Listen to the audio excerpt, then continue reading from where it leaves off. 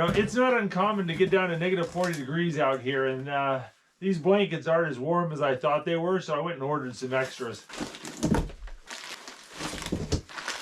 I got this blanket made from Icelandic sheepskin. That's to keep you warm even if the heater isn't working.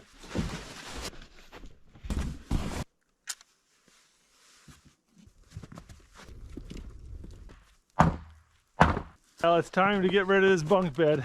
It wasn't designed for my fat butt, and I might have broke it a little bit. All right.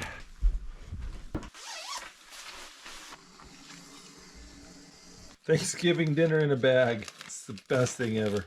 Oh my goodness. I've often said that Thanksgiving dinner is one of my favorite meals, and thanks to vacuum sealing technology, I can now eat it all the time. I really do like this.